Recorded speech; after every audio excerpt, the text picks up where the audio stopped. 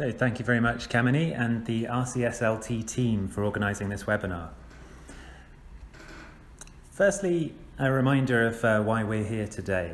IDDSI is focused on safety and quality of life for all cultures and care settings. And the main reason for changing from the existing UK descriptors is to move from subjective terms to objective. So we've got objective measures for speed limits and even a definition of what's a large glass of wine. So in healthcare, we should use objective measures wherever that's possible. It turns out that measuring and defining texture of foods and drinks is not as easy as measuring things like temperature, for example. But IDDSI have defined a range of measurements and specifications based on the best available science and clinical data. In comparison to the previous UK descriptors, they're quite similar, in particular for foods, but we've been able to specify some subjective terms using measurements. So soft, for example, we have a fork test to assess that. And a reminder, as if you needed it, of why all this matters. My colleague Dr. Hannah Crawford is going to cover these patient safety alerts later. But worldwide, there was overall a need for greater clarity in diets.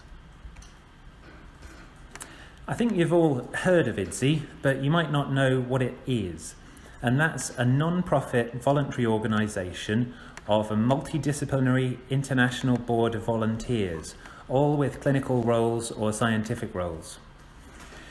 We followed international best practice on creating guidance and policy documents to come up with the framework. And we do have industry sponsors who support our meetings and administration costs, the website and so on, but they have no position on the board and they have no input to the content of the IDDSI framework. And we've published all of those outcomes and the framework itself open access. The framework is summarised by this diagram, and it also includes documents describing the physiological rationale and the testing methods that supplement each level. I'll cover the new subcategory easy to chew in this presentation later on. So the first point today is what this webinar is all about. IDDSI is not here to tell you what to do, it's about making IDDSI work for you. IDDSI is a specific language which allows clearer communication from assessment through all the different care settings. And it should be a tool that you can use in your clinical practice according to your judgment. There were some questions from the delegates about who will enforce IDDSI and how we can monitor whether nursing homes are compliant. But no, there's no government mandate or there's no law. There is, though, endorsement from the Royal College of Speech Language Therapists and the British Dietetic Association, and we'd expect that it would be generally regarded as best practice in the years to come. The CQC currently has some guidance about IDDSI, and it points to the NICE guidelines which require patients to be given foods and drinks in a suitable format. But at the moment, NICE doesn't specifically mention IDDSI. In practice, the suppliers of foods and drinks are very supportive of IDDSI and are changing products and changing labelling, and they should be good allies going forwards. So we'll carry on to look at how IDDSI can work for you. In point 2, we'll talk about some of the examples of how people have exploited the quantitative nature of the IDDSI scale to measure patient outcomes.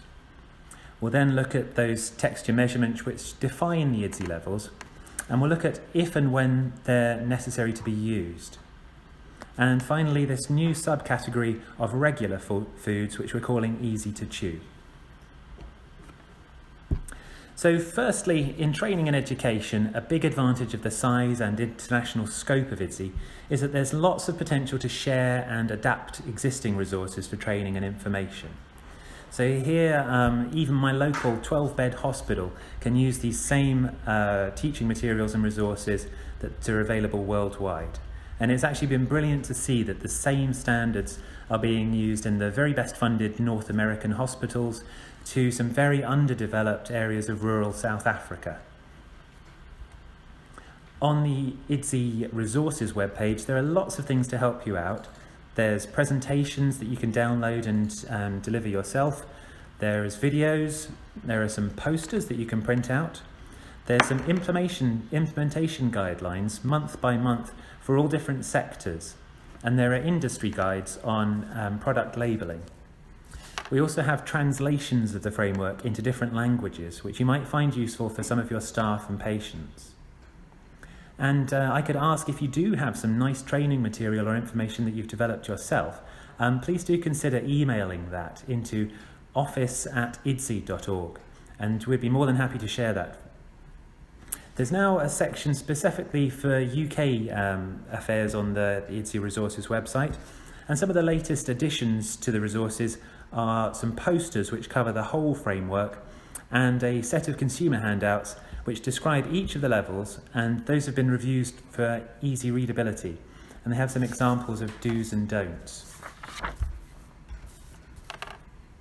Okay, so let's focus on IDDSI in practice as a communications tool. So as I mentioned, IDDSI can be used as a common language to categorise someone's safe eating ability from assessment through all of their care settings. Looking at the pyramid, the upper and lower limits are the broadest and least restricted levels, and the centre is the most restricted, the most modified. So a person's food and drink classifications can be thought of as the upper and lower bounds of their safe eating range.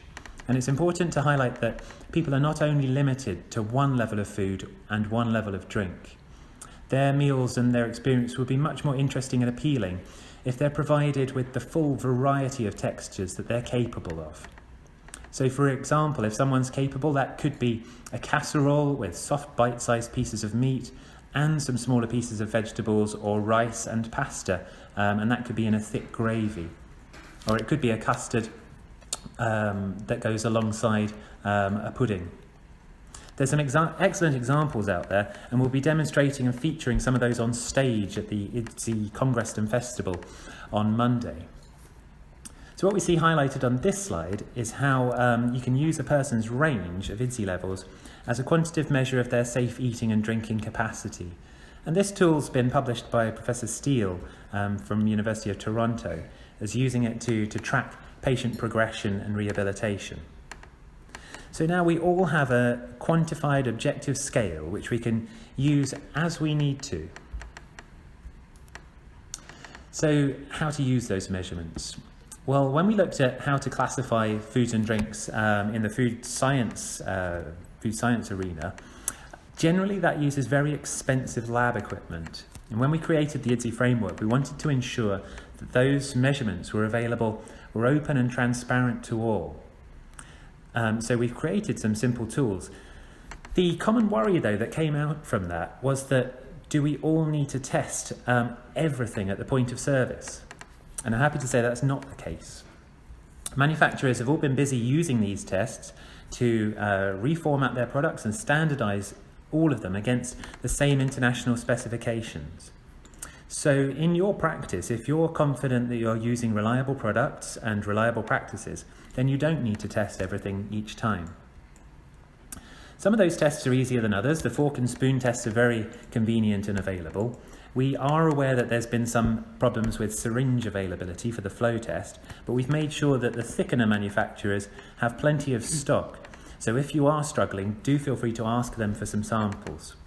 IDDSI have also developed a funnel which is using the same geometry as the syringe. That has no plunger and so can't be called a syringe, and that would help to avoid some potential confusion with IV syringes. Now those are being produced out in China at the moment, and we hope to have distribution through 2019. On to the new subcategory of level 7, easy to chew. Well, since the initial publication of the framework, there have been lots of calls for the definition of a soft but not necessarily bite-sized level. We didn't include this originally because it's very difficult and there's a very wide range of products and clinical issues around the world. But last year we sent out an international survey and had plenty of feedback from the UK in particular that showed that this sort of level was very widely used. We also concluded that easy to chew was the preferred name rather than soft or tender. And in terms of categorising it, we looked at level 6, which is specifically designed to minimise choking risk.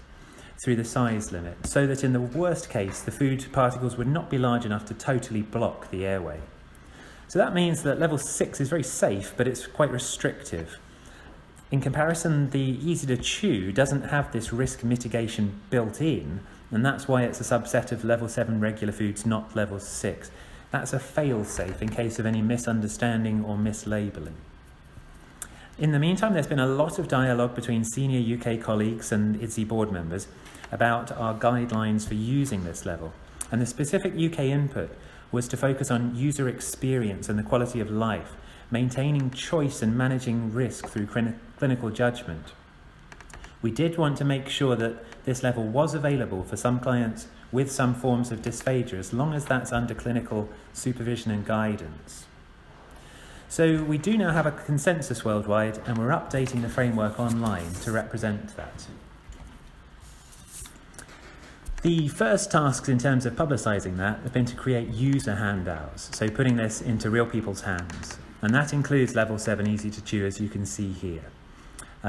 Level 7 easy to chew is also on the new posters that we've created for paediatrics and adults, which cover the whole framework on one piece of paper.